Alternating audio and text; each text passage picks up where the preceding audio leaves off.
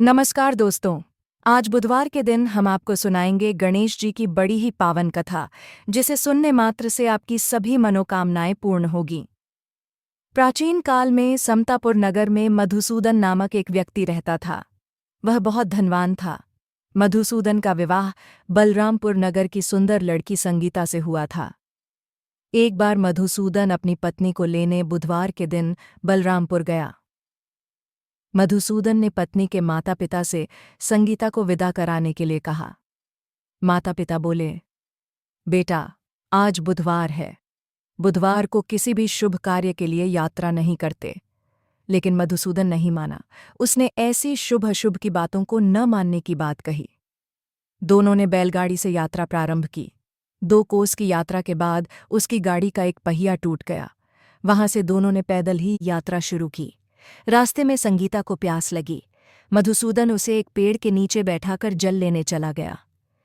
थोड़ी देर बाद जब मधुसूदन कहीं से जल लेकर वापस आया तो वह बुरी तरह हैरान हो उठा, क्योंकि उसकी पत्नी के पास उसकी ही शक्ल सूरत का एक दूसरा व्यक्ति बैठा था। संगीता भी मधुसूदन को देखकर हैरान रह गई। वह दोनों में कोई अंतर नहीं कर पाई। मधुसूदन ने उस व्यक्ति से पूछा, तुम कौन हो और मेरी पत्नी के पास क्यों बैठे हो? मधुसूदन की बात सुनकर उस व्यक्ति ने कहा, अरे भाई, यह मेरी पत्नी संगीता है। मैं अपनी पत्नी को ससुराल से विदा कराकर लाया हूं, लेकिन तुम कौन हो जो मुझसे ऐसा प्रश्न कर रहे हो?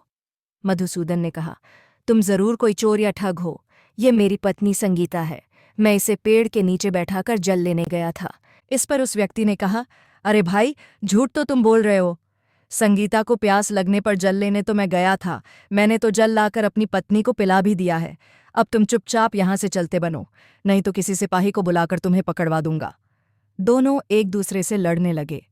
उन्हें लड़ते देख बहुत से लोग वहां एकत्र हो गए। नगर के कुछ सिपाही भी वहां आ गए। सिपाही उन दोनों को पकड़कर राजा के पास ले गए। सारी कहानी सुनकर राजा भी कोई निर्णय नहीं कर पाया। संगीता भी उन दोनों में से अपने वास्तविक पति को नहीं पहचान पा रही थी। राजा ने दोनों को कारागार में डाल देने के लिए कहा। राजा के फैसले पर असली मधुसूदन भयभीत हो उठा।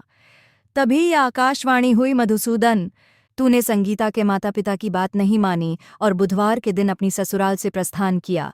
यह सब भगवान बुद्धदेव के प्रकोप से हो रहा है। मधुसूदन ने भगवान बुद्धदेव से प्रार्थना की कि हे भगवान बुद्धदेव, मुझे क्षमा कर दीजिए। मुझसे बहुत बड़ी गलती हुई।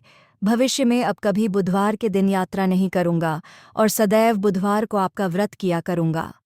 मधुसूदन के प्रार्थना करने से भगवान बुद्धदेव ने उसे क्षमा कर दिया। तभी दूसरा व्यक्ति राजा के सामने से गायब हो गया। राजा और दूसरे लोग इस चमत्कार को देख हैरान हो गए। भगवान बुद्धदेव की इस अनुकंपा से राजा ने मधुसूदन और उसकी पत्नी को सम्मानपूर्वक विदा किया।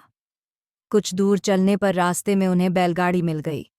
बैलगाड़ी का टूटा हुआ पहिया भी जुड़ा हुआ था। दोनों उसमें बैठकर समतापुर की ओर चल दिए। मधुसूदन और उसकी पत्नी संगीता दोनों बुधवार को व्रत करते हुए आनंदपूर्वक जीवन यापन करने लगे। इस तरह भगवान बुद्धदेव की कृपा से उनके यहाँ खुशियां बरसने लगीं। इस तरह जो स्त्री पुरुष विधिवत बुधवार का व्रत करके व्रत कथा सुनते हैं, भगवान बुद्धदेव उनके सभी कष्ट दूर करते हैं।